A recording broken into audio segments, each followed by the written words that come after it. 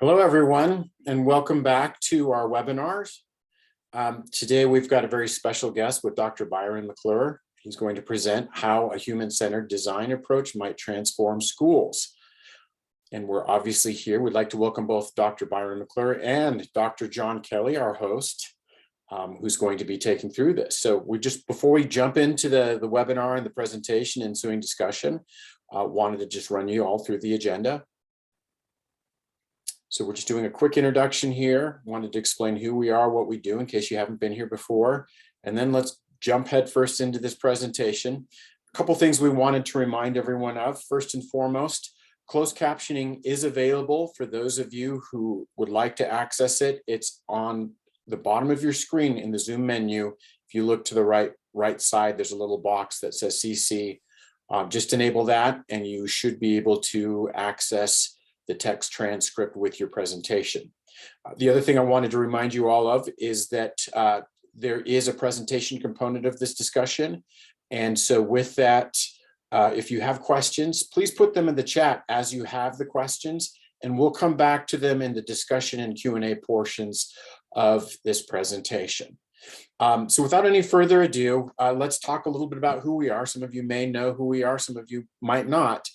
We are eLuma. We are a company that's dedicated to finding solutions and providing support for special education and mental health, and we do so online.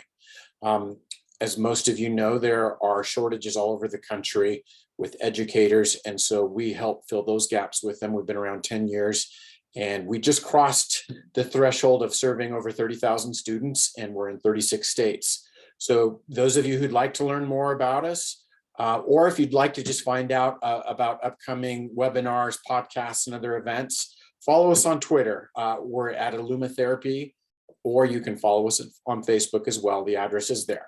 But let's jump in. I'm going to turn this over to our distinguished host and guest. This is Office Hours with Dr. John Kelly, and I'm going to turn the mic over to him. Thank you so much, George. It's a pleasure to be back with all of you. I have to say, I'm extremely excited for tonight's conversation with my good friend, Dr. Byron McClure. But just a real brief introduction. Again, welcome back to Office Hours with Dr. John Kelly. I think, as I had said last week, this is really an opportunity. It's something that I enjoy doing, sitting down with colleagues, talking about big ideas as it relates to school psychology, education in general, and just kind of throwing ideas back and forth. And so what I have done is invited Byron to come in tonight. We'll talk much more about what he's going to talk about, but then Byron and I are going to have a real good conversation about some of the big topics, the big ideas that he has going. It is part of an ongoing series. Byron's tonight. You'll hear a little bit more about the rest of the series a little bit later on. Excited for my good friend Mitch Samet to come in next week. We'll talk about that. But we invite you to come back and each and every week be part of Office Hours with Dr. John Kelly. So if we go to the next slide, Byron. So I am not going to read Byron's bio here. Anyone could read his bio, but what you really need to know is that Byron, for me, is a friend and a colleague. He's a school psychologist by training. And I really think that has formed a lot of the basis of Byron's work, but he's really so much more than that. Byron is an innovator. He's an author. He's just a disruptor in a good way. We talk about, getting into good trouble, and he's a change maker. Whenever you have the opportunity to hear Dr. McClure speak, the reality is you're always left with a sense of inspiration.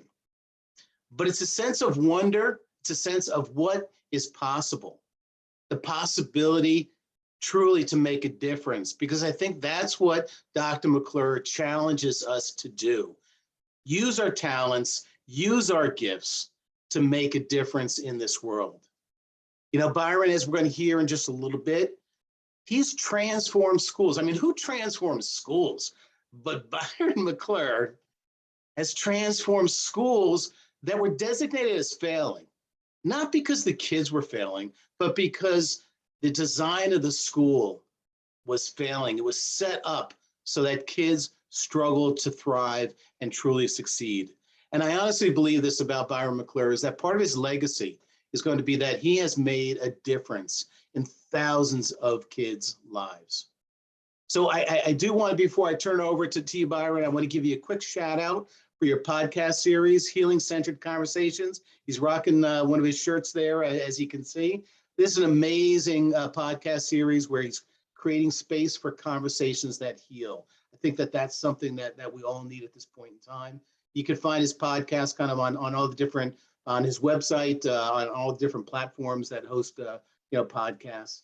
But also, Byron is the innovator of lessons for SEL, where he challenges to shift mindsets from what's wrong to what's strong. And I know he's going to talk a little bit more about that. But, he's designed these SEL lessons to really be centered on a human-centered approach and a strength-based approach. It's just an amazing series of lessons and resources for us that are working within the schools. So without further ado, let me welcome my good friend, Dr. Byron McClure. It's all you, my friend. Thank you. Thank you so much, John, for that introduction.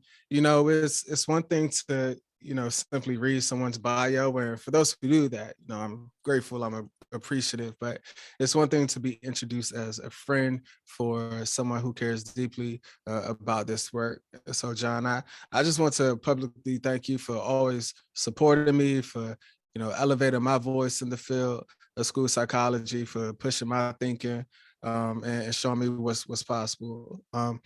I also want to shout out eLuma for the opportunity to just speak with you all.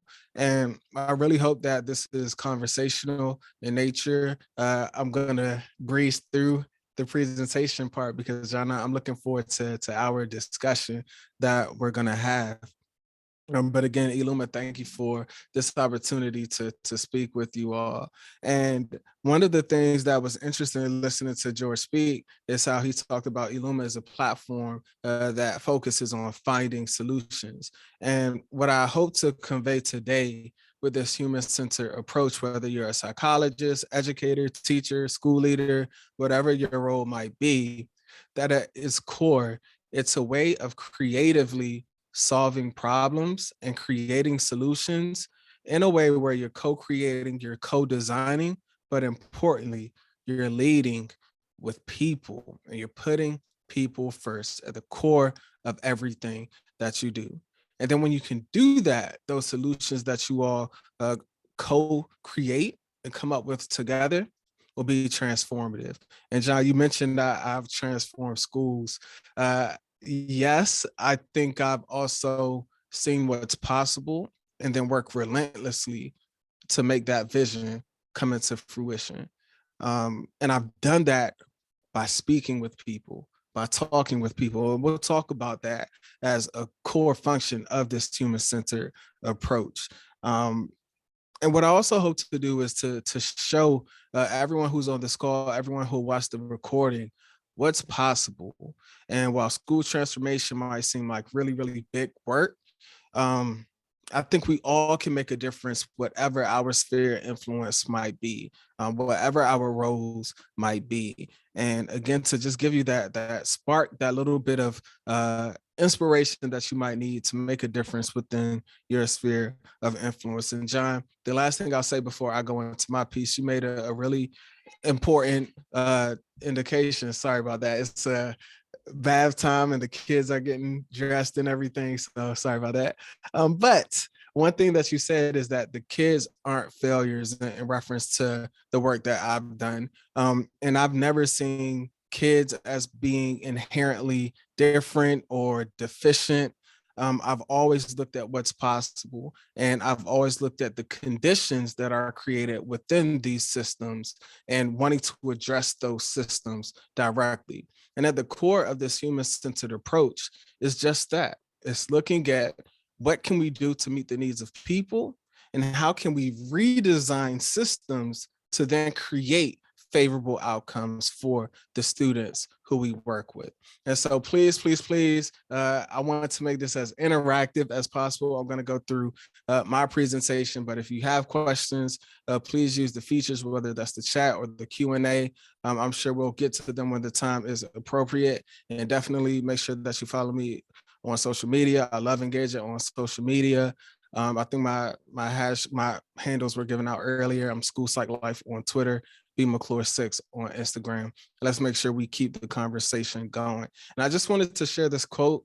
John referenced it, but I authentically and deeply believe in shifting from what's wrong to what's strong. One of the basic premises that has guided every single thing that I do in the field of education is shifting the way how we view our work with young people, with adults, with families, with parents. One thing that I talk about a lot is we practice how we were trained. And a reality is that most of us were trained within this deficit lens, right? To identify weaknesses, to identify deficits in people, and then to remediate those weaknesses. Well, I believe it has to be a well-balanced approach. Not only do you need to address those deficits and skill areas where students might be lacking, and us personally, but we also have to look at what's right with people. And that question isn't asked nearly enough. And so I believe that we must intentionally look at what's working, what's efficient, how can we build on it, how can we use student and staff, I'll keep saying that, strengths to leverage whatever it is that they're working on so that they can be successful in life. And so I want to spend a few minutes talking about some of this school transformation work. And look, y'all, I'm a school psychologist by training. I went to a very traditional school psychologist training program. And I didn't know school transformation work was part of our role. One of the things that I pride myself on is being a non-traditional school psychologist. Ironic, right?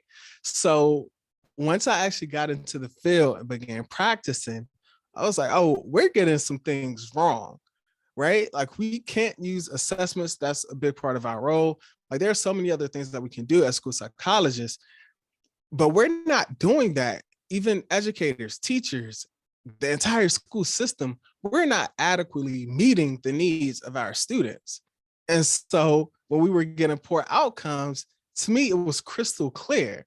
And one of the first things that I would always do is talk to kids, talk to students, talk to families, talk to key stakeholders to understand the problem, not from Byron McClure's perspective, but from the student's perspective, from the teacher's perspective, from that key stakeholder's perspective, and not just a traditional, what is it that they're thinking? No, what are they feeling? What are their desires? What is it that they want? What lights them on fire? What are times to where they just lose track of time? And I've always engaged in that type of questioning. And when we can get to those, to the root of those type of questions and figure those things out, you can understand their needs. And when you can understand their needs, you can do the things that need to be done to work relentlessly to meet those needs. So what I've done is not rocket science. It's just working to understand what people need and then meeting those needs. I've worked as a school psychologist in Title I areas in Maryland. Interestingly, there's a new school psychology group. It's a rural school psychology group. And I've always said I've worked in like high needs Title I. But when I stopped and thought about it, I was like, my graduate prep program was in West Texas, and it was the most rural area, like tumbleweeds, everything that you could get. And so I have a pretty nice mix, but the bulk of my work has been in high poverty areas. And then for about 5 or 6 years, I worked in Southeast DC. Now, my time in Southeast DC, if you're not familiar with the DC area, you can see where I work, Anacostia High School.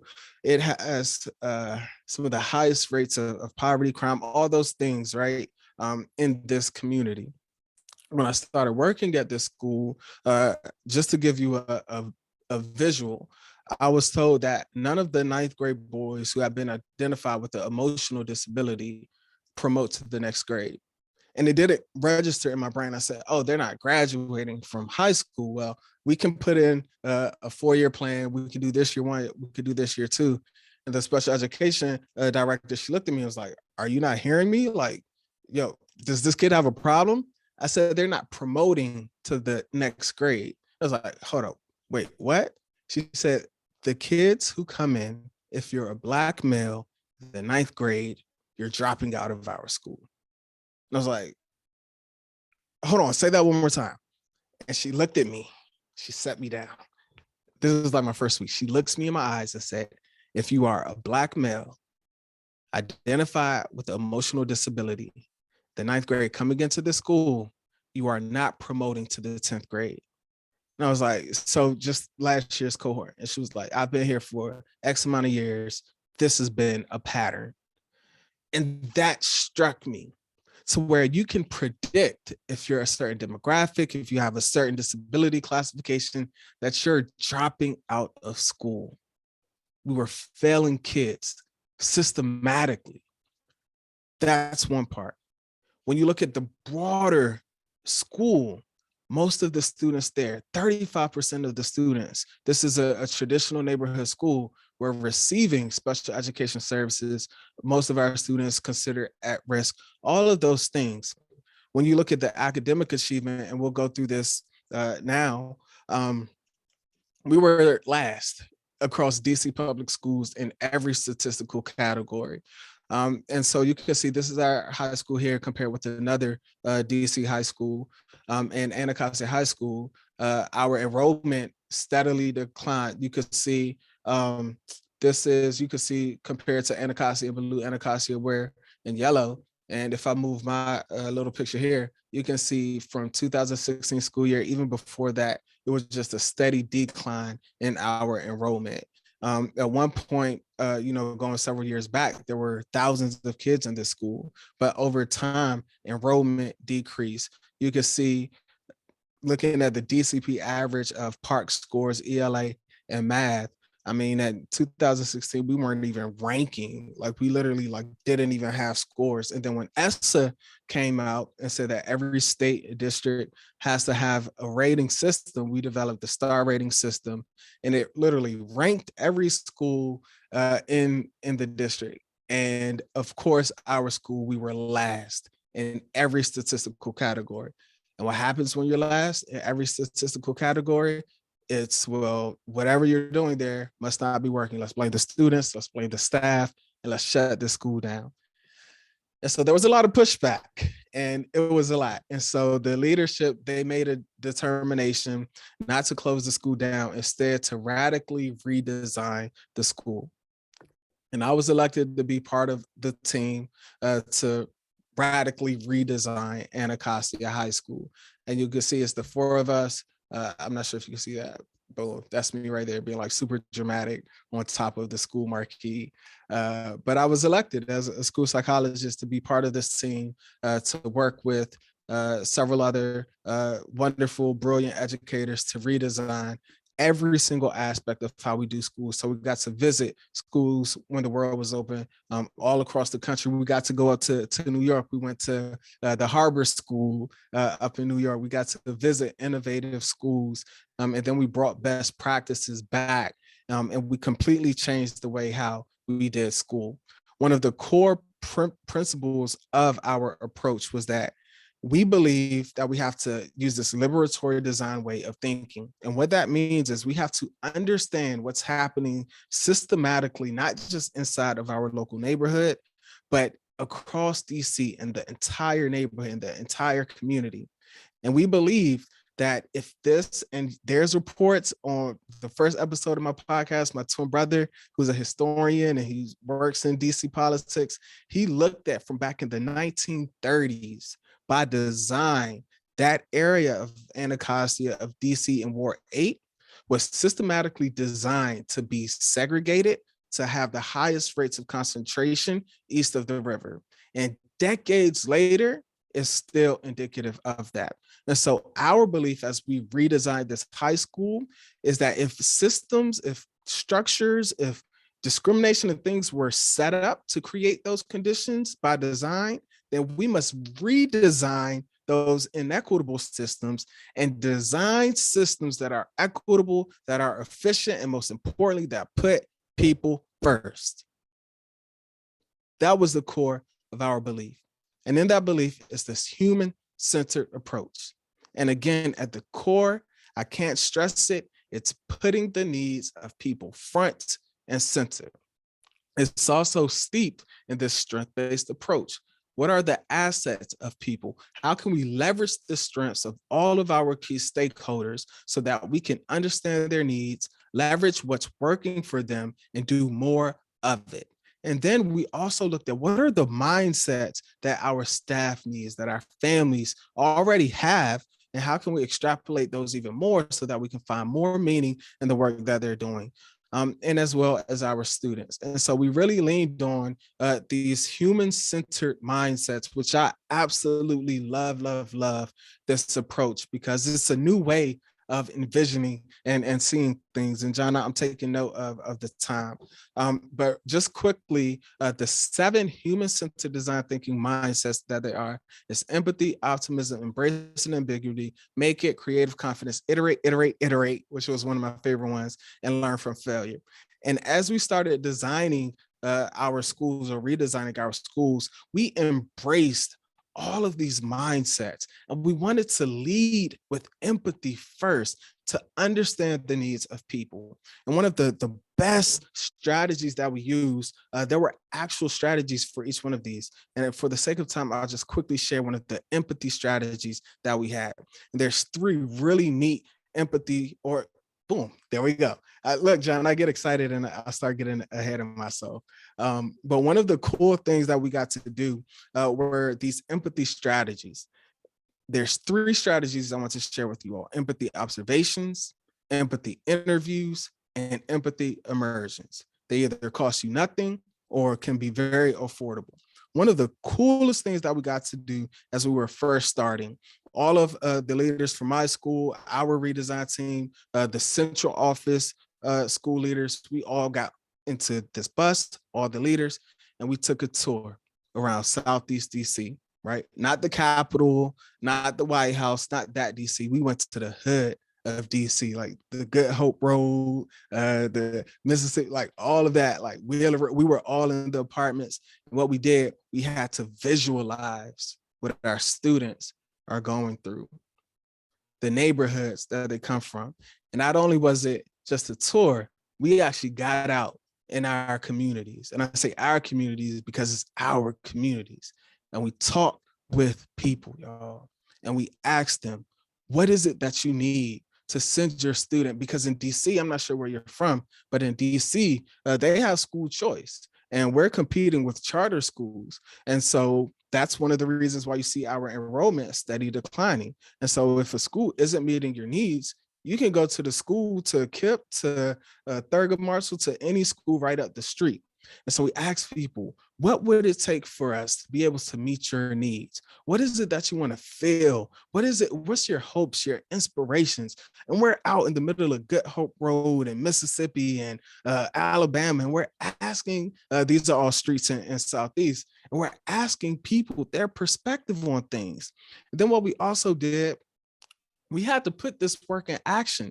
And so we built up these, what we call student design teams. We spoke with our students and we got out and we did these empathy observations and empathy interviews. We were asking them those type of questions. What has your school experience been like? Where do you see yourself in post-high school? What are things that we can do to improve your school experience? Where have we failed you? What are some policies that have led to these disproportionate outcomes? And we got students involved in that. And the most important thing here, our students weren't used to being asked their opinions on certain things or to give their perspective. And so we really took to heart this idea of putting our students first and leading with empathy so that we can understand the needs of our students. And then once we understood their unique needs, then we took action and we created, we started small, we would test, we would iterate.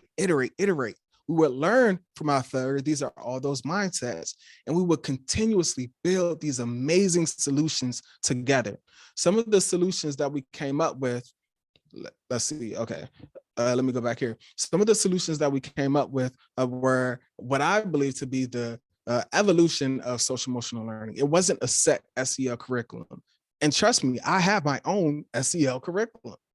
But we might say, hey, this isn't what our school community needs. And the power of a human-centered approach is while you can co-create and design these solutions together, they'll have that much more impact because your students have buy-in. They're creating the solutions that they need together. Your staff are creating these solutions together, and it can literally transform the very face of that school. Just one more example that I want to share with you of what this work really looks like. Part of my student design team that I created, one of the things that we did was having our students to review how we might have systematically failed them. And I brought my students in and we met every single week. And during these weekly conversations, we would look at things like our discipline policies. We would look at things like the cell phone policies or the uniform policies. We would look at things such as, are you experiencing joy inside of the school? And then we had a teacher task force. And then we will have our teachers meet with our students. And we will work on creating solutions that could shift and move the culture forward for our entire school. And it was just honestly some of the most transformative work that I've ever been a part of. You might be asking yourself, well, what does the data show? And I'll share, John, if I'll have to email it to you all later to send out to everyone. Or you could just Google. There's an article that was done through Panorama that really tapped into some of the positive outcomes of this redesign work that our school has done. Importantly, what we see is increases. One of the most important increases that we have is students' sense of belonging. And in a school where students historically, like I said, we're low across every statistical category. When we empower students, when we give them a voice, when we give them the ability to co-create what school looks like, feels like, what their experience is, and they have ownership over that, their sense of belonging skyrocketed. And guess what happened? Our in-seat attendance skyrocketed. I mean, skyrocket is pretty dramatic, but it went up, right? If you have the worst in-seat attendance in the district, I guess any increases will skyrocket it. But it was just positive outcomes across the board, to where in some areas we now have some of the highest numbers in the district, which is simply unheard of and amazing transformative work. And so with this human-centered approach, just to kind of summarize, it's an approach that leans and leverages the strengths of people, especially of our students. With this human-centered approach, it leads with people and putting the needs of people first. And it does that by really tapping into the mindset, understanding what real empathy is, and focusing on continuously building empathy and understanding the needs of people. And so if you're listening, if you're live, if you're going to be watching this recording, listen, y'all, our work doesn't have to be complex. It doesn't have to be complicated. I just implore and challenge you, what might we be able to do if we can creatively solve problems with people at the core of everything that we do? So thank you for your time, John. I'm looking forward to the conversation we're about to have. Byron, I love it. I love listening to you. If you could drop down the slides there, yeah, we'll just be you and I talking for a little bit. You know, Byron, and I know you and I have talked about this before, but when I first heard you talk about this healing-centered approach, I think I shared with you, like, it wasn't something that was on my radar screen. Like I hadn't really, heard about it, didn't know too much about it. And then I listened to you, and as I said at the very beginning, whenever I listen to you, I get inspired. And so I started doing some research on this human-centered design and human-centered approach. And the fascinating part for me, Byron, is that this started as a business approach for companies, that were designing products, and rather than looking at the engineering, aspect. What they realized is if we go to the people who are using our products and we involve them in the process, then our products are better. And so all of a sudden it was like a light bulb moment for me. It was one of those aha moments, like, yeah, this is how it applies to education. This is how it applies to transforming schools. And so, yeah, as I listened to you, I was joking a little bit when I introduced you and said, who transforms schools? But the reality is we as school psychologists, we who work in education, whether you be an administrator, a teacher, a social worker, a school counselor, whatever it might be, we are in a position to truly make a difference. And that's why I love this work that you talked about. I want to get to something and I'll give a quick shout out to your brother. I love, for those who may not know, Byron is a twin. He's got a twin brother.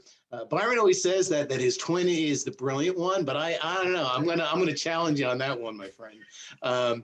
But when you kind of referenced him before and some of the work that he does down the DC area, and talked about historically how sections of DC were designed to have certain outcomes, and unfortunately, you're living these outcomes, and Anacostia is a byproduct of that.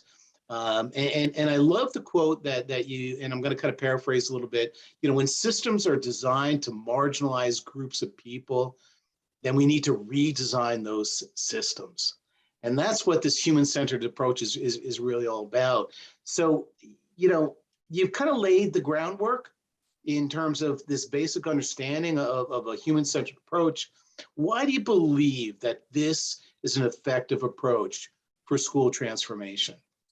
Yeah, for several reasons. One of the reasons is, as you mentioned, I'm an educator. I've been trained a certain way, and I never approached this work from a business lens. But I'll share one of the most important questions that we were trained as we were learning this human-centered approach was to approach this work like Google. And how might Google solve this problem? I was like, whoa, like we can think like that inside of a school, right? Because inside of school, oftentimes you have to think within a box and it limits your creativity. And this approach, it asks the right questions. It made us think, how might Google solve these problems, which was like super inspiring and cool and innovative, but it also put the needs of people first.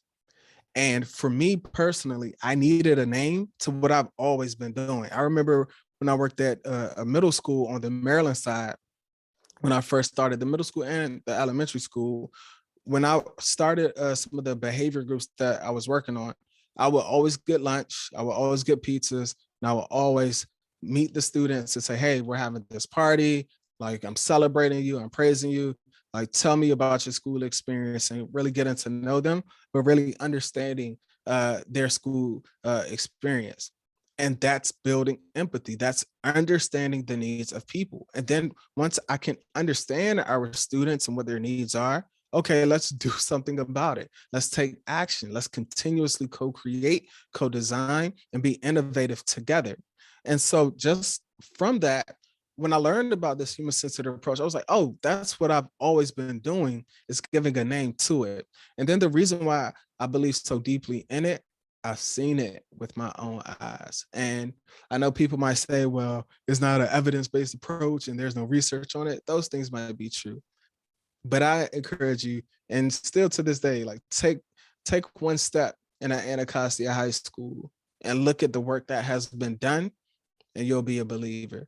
And students who otherwise would have never had a voice, students who told me to my face, I would have never come to school. I never knew that I could find peace inside of this place. Like, it's powerful, the transformation that can happen. And I'm always going to be the biggest proponent of using this human-centered design inside of schools, because I've seen firsthand the powerful transformations that can happen. You just talked about students and when walking into the hallways of Anacostia and the reaction that you got. I'm wondering what was the reaction of the students? What was the reaction, of staff members, of administrators? What barriers? I mean, what were some of the things that you encountered for those of us that may want to tackle some of this work? Yeah, so when I do some of these presentations, there's a slide that I share, and it gives some quotes directly from the students. And I'm going to find a link to. We have a school transformation playbook, and it has some direct quotes from students. But you'll see things like students saying, "I never knew that I could be a leader. I never envisioned myself as a leader." You'll have students saying that I never knew what my strengths were. Um, I never had value in school before.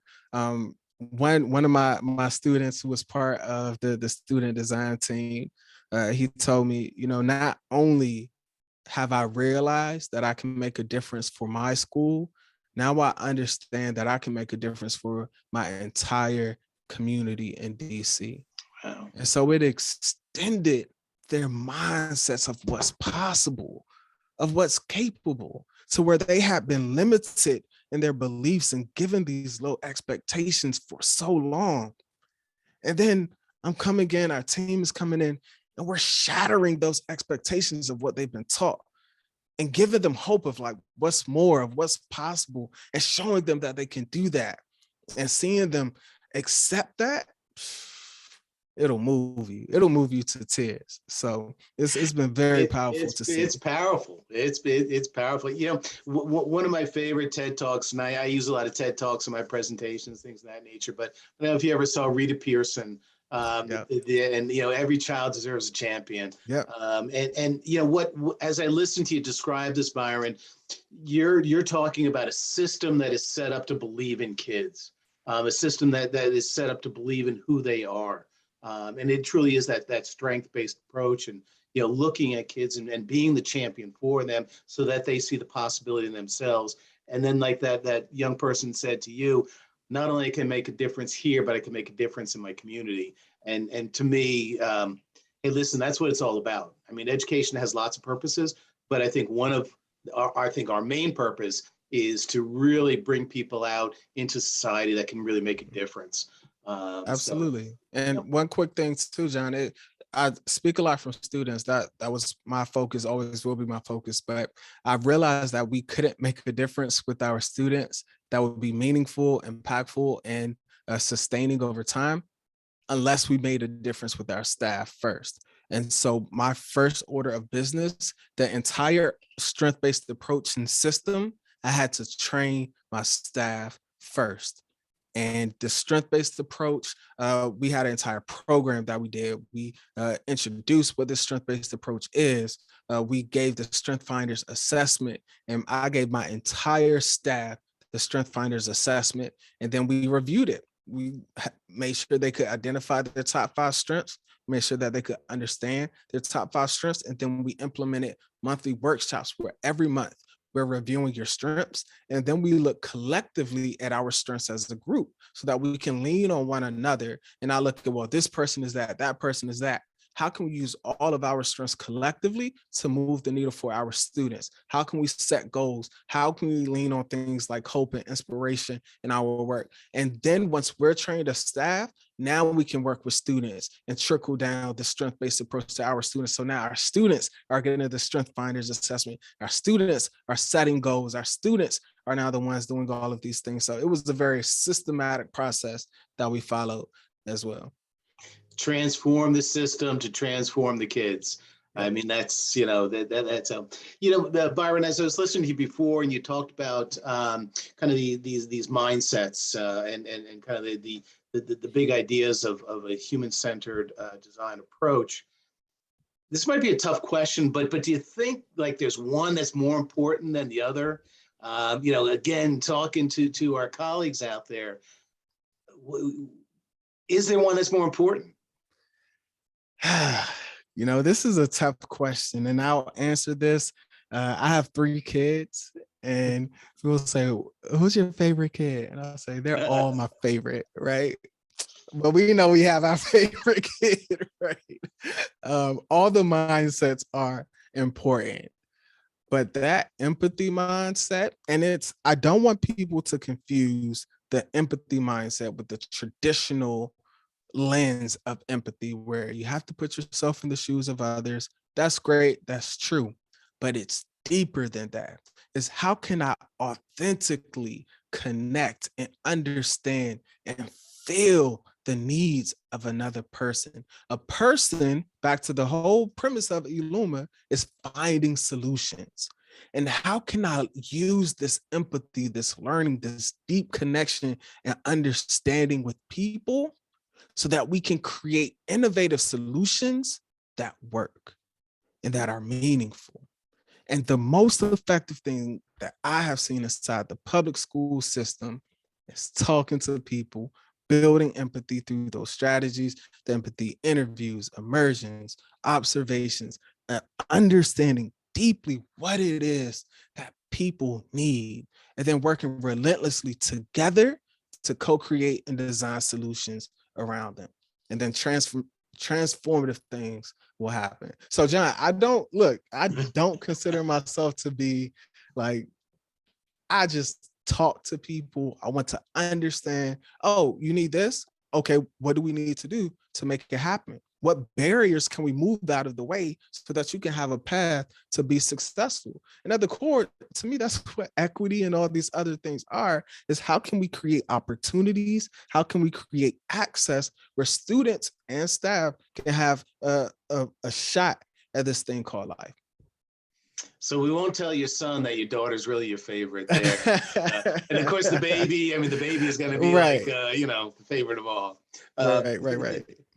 No, but hey, Byron, you know me well enough. I've said it on here, previous conversations that, relationships are the basis of everything we do, the work that we do. And I love the phrase that you keep bringing out. It's this sense of co-creating, designing with others.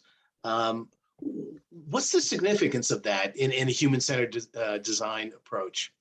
Yeah, one of the most important things is this approach, it centers equity.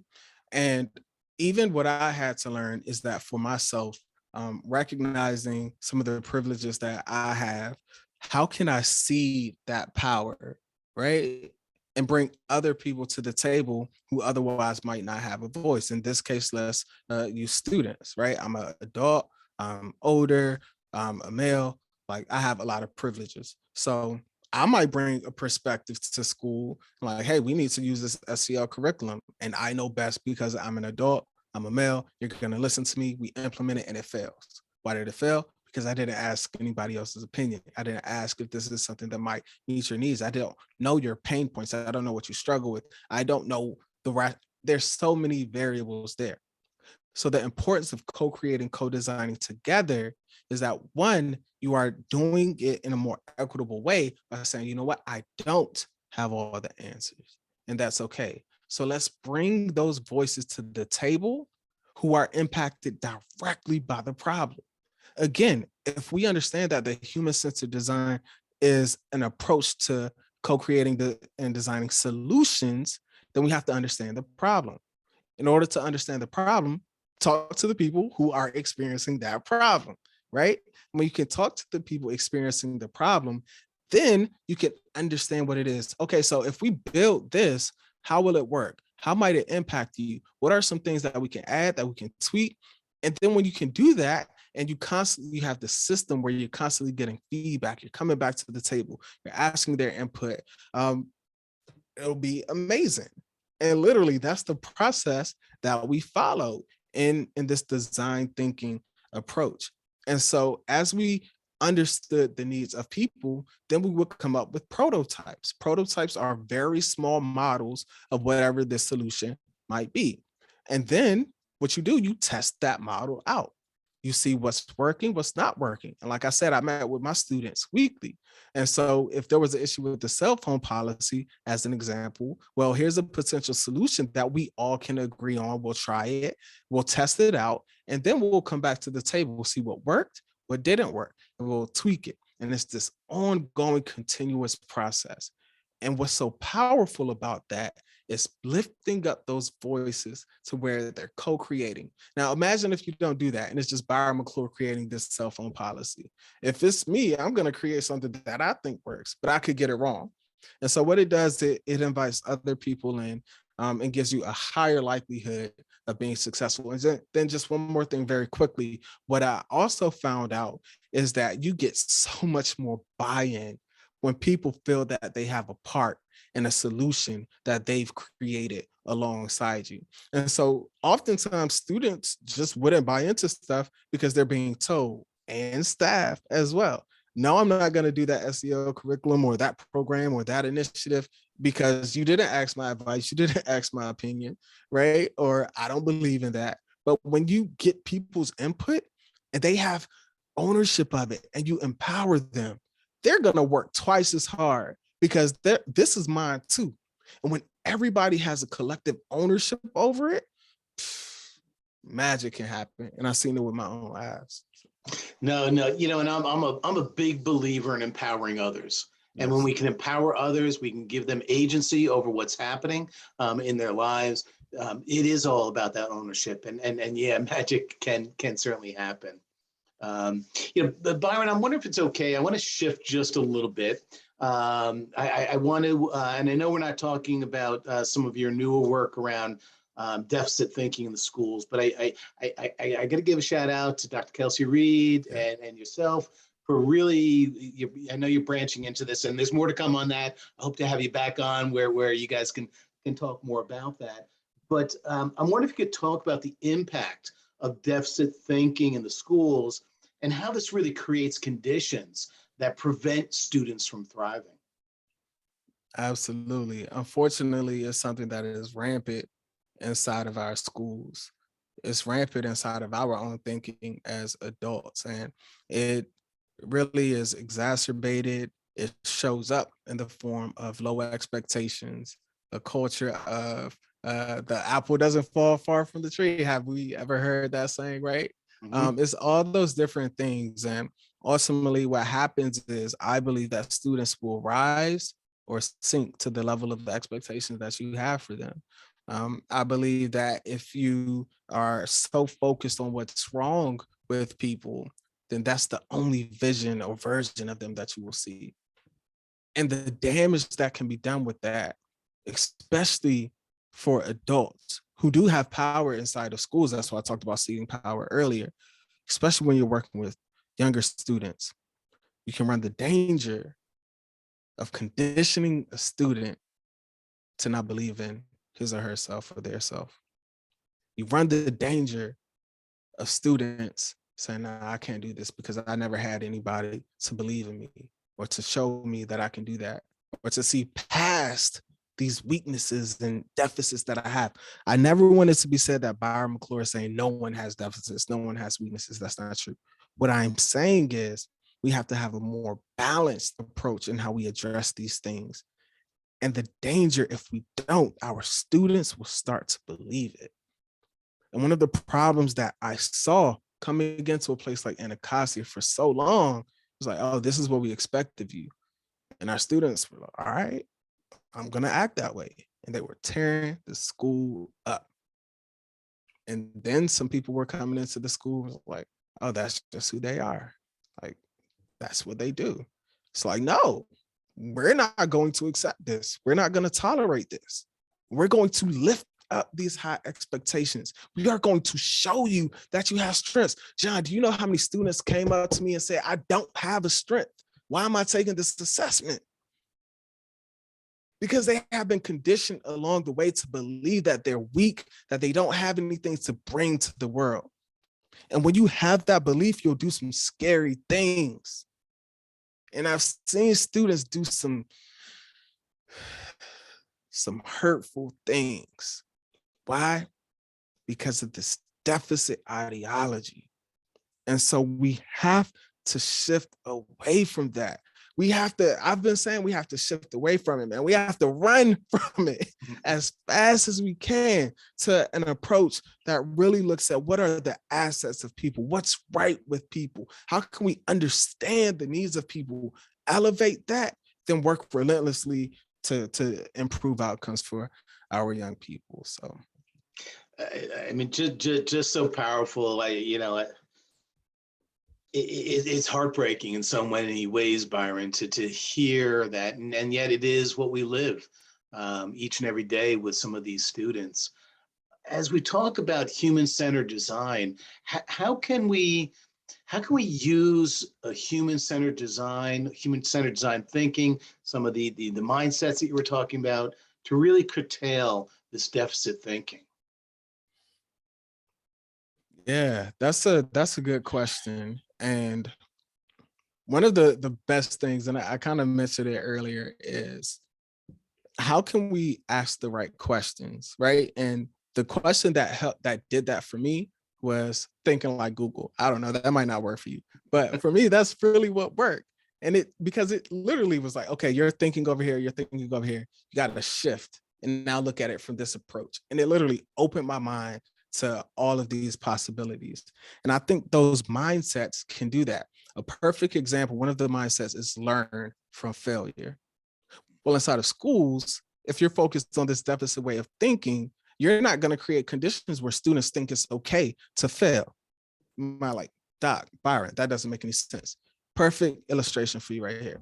I've shared the story of how when I was in high school, how I was doing some knucklehead things, got in trouble, and I'll just fast forward to the 12th grade year. I thought I was going to get suspended. Vice principal called me to her office when I was doing some really, really like dumb stuff. And I was like, all right, zero tolerance, you're going to suspend me. She was like, that's not going to teach you anything. And she said, you're a kid. It's okay to fail, but we're going to get it right so you can get out of here. And what she was doing was creating a condition where it was okay for failure, for me to be a kid and learn from my mistakes. And we have to be able to understand that as humans, as people, as adults, we're not going to get things right. We're not going to be perfect. And it's okay for students to be in conditions where they can mess up and learn from that, right? Because that's learning. To fail is to be human. And when you make mistakes, you learn from those mistakes. And with this human-centered design approach, we want you to fail fast. Why? That might sound odd, but the faster you fail, the faster you can find what works and get at solutions that are impactful and meaningful for people. So in this design thinking approach to the work, we want to co-design, we want to create, we want to get feedback from people, we want to test, we want to create these amazing things that we think might work. We want to put it out to the world. We want to learn from that failure because, hey, we might get it wrong, and that's okay. Because we know that eventually, sooner rather than later, we're going to get at a solution that works. Why is that a problem? Because for so long, how long have we been talking about disproportionality? How long have we been talking about higher rates of suspension and expulsion and higher rates of referrals to special education? How long have we been talking about these things for too long? We're admiring the problem and nothing is changing. So with this mindset, we have to move fast. We have to learn from the failure and create innovative solutions. And we also have to have the creative confidence to get it wrong and know that, hey, you know what? This is a big idea. We're going to change the entire Anacostia High School. We're going to create the dream team where we're connecting every student with a caring adult based off that Rita Pearson quote, because one caring adult can make all the difference in the world. And we're going to do that in Southeast DC. Because we have the creative confidence to do that. Look, I think we're past our time. And I start noticing when I start moving and getting up, and getting a little bit passionate. I love this about you, though. John, that's what those mindsets can do. And I've seen it with my own eyes. And we can make a difference for children who need it the most. We are not past our time, my friend. We got time. This is important stuff that we are absolutely talking about.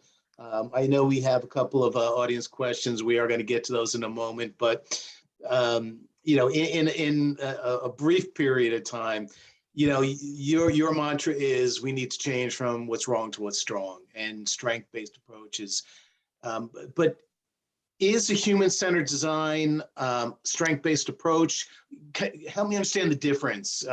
You know, strength-based approach versus human-centered design.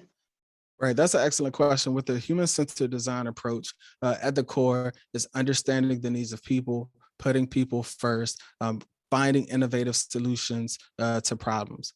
with the strength-based approach is actually steeped in a lot of work out of the field of positive psychology. Shout out to UPenn, the work of Dr. Martin Seligman, Chris Peterson, those brilliant individuals who have done sensational work out of UPenn. And really what that strength-based approach looks at is how can we capitalize a more balanced approach. And when people think of a strength-based approach, oftentimes they'll think that it's this kumbaya, it's this feel good, it's ignoring strength, ignoring weaknesses. And that's not what it is. It's simply saying that instead of fixating on what's wrong with people, we're going to look at what's right with people. And we're also going to look at those individuals who might be balanced and how can we take those people from good to great, to living a life of thriving. And so with those two approaches, that human-centered approach really asks the question, what's right with people? How can we understand the needs of people? And how can we leverage what they're already doing, what's already working, what's already effective, their assets? How can we leverage that to then create solutions that will be meaningful for them in their environment, in their context? And the strength-based approach is more steeped in that positive psychology. It has a lot more elements to it as well. But I think those two approaches blend, when blended together, can be transformative. See, I think that that's the critical piece. I'm so glad you just brought that out because there really are two different approaches, but blended together is really where, you know, the possibility is that's there. All right, my friends. So crystal ball time. Where do we go from here? Like, what's the future for human-centered design approaches? Yeah, and with that question, I look at it, we're educators, and I look at it from a sense of where can we go in the field of education? And a lot of my work has centered around social emotional learning. And I believe that this human-centered approach is the future of social emotional learning. And I say that because I have my own SEL curriculum. My dissertation, my research was on effective programs with youth of color from high poverty communities, looking at evidence-based interventions and council select programs. Those manualized treatment programs are great, but we are in a time where students are hurting, where staff are hurting, where stress, anxiety, depression, burnout, we're all familiar with this alleged great resignation. We understand those things. So we are in a space where we have to understand the needs of students. We have to understand what it is that families want, that teachers want, and we have to do everything in our power to adopt this mindset so we can understand what it is that people need and then work relentlessly towards co-creating, co-designing these innovative solutions together. And what that might do is say, hey, this manualized treatment program, we got to get rid of it. Like it's not working for our students. We're going to create something where our students, our staff have ownership over it. And that might look like a school in Anacostia where you create a dream team, where you're connecting every student with the caring adult, where you're leveraging your strengths and you're asking kids, what's your top 5 strengths? So you're asking your fellow staff member, what's your top 5 strengths? Because that's what worked in our context. So I think that the future of this human-centered design approach is every single school really leveraging it, understanding it. I think the future is every educator being able to identify what their top 5 strengths are, to understand it, and then how to put it into work, whatever their sphere of influence might be. And most importantly, is understanding deeply the needs of people. This is what I'm talking about, my friends. This is what I said at the very beginning, that sense of wonder about the possibility to make a difference, Byron.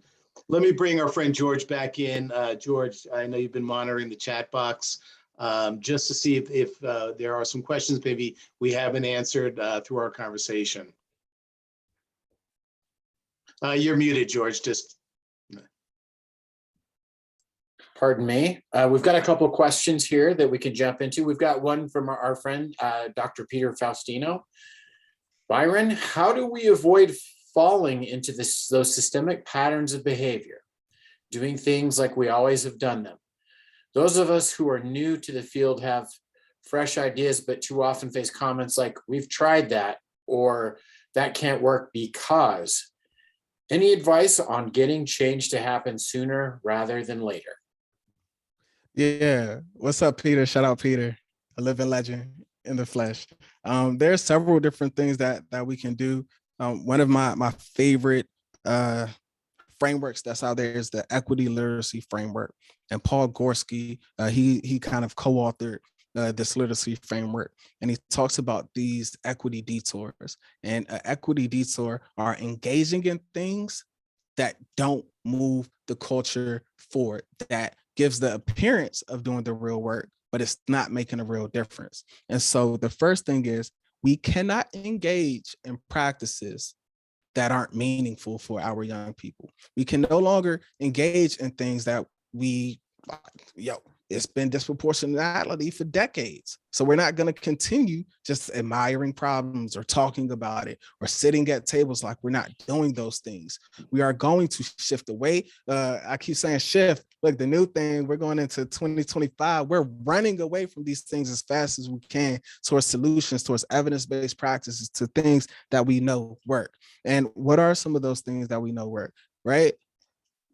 We got to get into it. Check out my website. I have a whole bunch of stuff. Check out some of those equity resources. One of the things that we did was look into this liberatory design way of thinking. So it takes that design thinking work, but then it adds this liberatory approach. What that is noticing systems and reflecting on those systems. Being able to identify how these historical practices, policies, beliefs have shown up in the current system. And then what I encourage people to do, once you notice those things, once you reflect on those things, what can you do within your sphere of influence to make a difference? One of the easiest things, and I hope that you all are still here. One of the things you can do is simply ask the question, why? Whether you're an early career practitioner, whether you're a grad student, whoever you are, wherever you are, you can ask the question, why? Why are we doing this? Why are we engaging in this practice? One of the coolest things I heard is ask the question why 5 times. So the next time you're in an administrative meeting or instructional meeting or IEP meeting, and there's some practice that's happening that's continuing to perpetuate those negative outcomes that are systematic and are problematic and they need to be broken, ask the question why. It's very simple. About the time you get to that 3rd, 4th, 5th why, people say, that's just the way how we've always done things. But just because that's the way you've always done things doesn't mean it's effective. And you might need to stop doing it. You might need to not shift away from it, run away from it as fast as you can, then co-create, co-design new solutions, new practices, new beliefs with students. And that's exactly what we did with the discipline policies, with our uniform policies, with cell phone policies, with hair policies. We noticed those things. We reflected on those things. And then we co-created new solutions together. But you got to start within your sphere of influence. I think that's a great place to start. And of course, I'm not going to be able to give you like a well thought out answer in like 10 seconds, but there you go. So you referenced your website. I want to drop it in the chat real quick so everyone can have access to it. We will be sharing a recording of this presentation and also the deck, but I didn't see it in there in the deck. So I want to make sure people get it, Byron. What is the URL? Yeah, so the website is lessons4FORSEL.com. I have a bunch of resources. I have it's FOR lessons FORSEL.com. Okay. Sorry about that. I have a bunch of stuff on design thinking, the human-centered approach, liberatory design. If you're into racial equity, there's a ton of resources there or on the website as well. And I want to be mindful of your time, Byron, but we do have one more question if you're willing to go there. If not, that's fine too. Yeah, let's do it. We have a question from Raisa Salim. Hi there. Thank you so much for this informative session. I'm a member of the school sister group, and it is good to see a familiar face. I currently am working in a very diverse school, early career, and I wanted to ask you, how do you have conversations to administration on students of color having an increase in suspension and disciplinary actions? I see that a lot of my Black young men are given heavy consequences, and sometimes I feel that there is a social, emotional learning component. I'm seeking some sort of transformation resources that would benefit to my students, or perhaps a buy-in. Thank you. Right. Yeah, good question. And when I have time, I find if you just Google it, Anacostia or DCPS transformation playbook, our entire redesign playbook will come up. So there's a lot of gems inside of there. One of the very first things that I did from when I first started as an intern all the way through, I mean, my entire duration of being a practitioner was data. I mean, that's one of our, if you're a school psychologist, that's one of our key areas, not just assessments, but understanding data, helping school teams to understand data and then use that data to make impactful and meaningful decisions based off of that those data. And so one of the things that I always intentionally looked at were the big five areas of discipline data. What trends do we notice? I wonder, right? Asking those, I wonder why Black students are being disciplined 3 times more than their counterparts. I wonder. Why do you wonder? Like, why is this happening?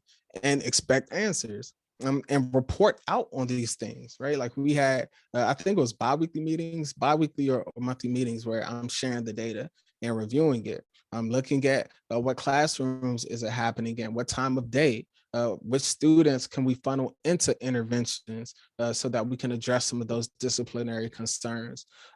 So using the data to help you tell a story and then doing something about it. And just keep bringing that data up to administration.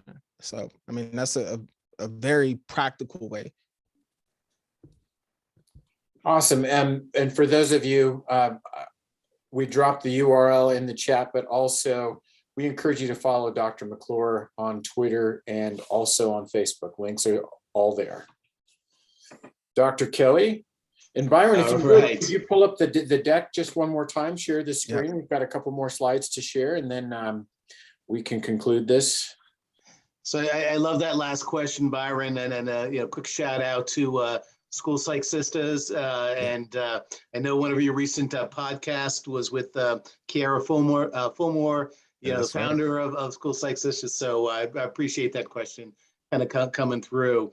Byron, thank you. I said at the very beginning, you are a friend, you are a colleague, but you are truly an inspiration. So thank you. If you go to your next slide, I do want to give a shout out. I've said it a couple of times. We've heard it referenced. The Healing Centered Conversations podcast. I just referenced, I think one of your more recent ones with Kiara there. It is an amazing array of conversations that Byron has had with just a variety of people. I encourage everyone to check out his Healing Centered Conversations. And then, as we just heard, the lessons for SEL, go to his website. I use it in my practice. I use it in the high school that I work with, sharing it with athletes. I mean, they were, real neat portion in terms of some of the athletes that I work with.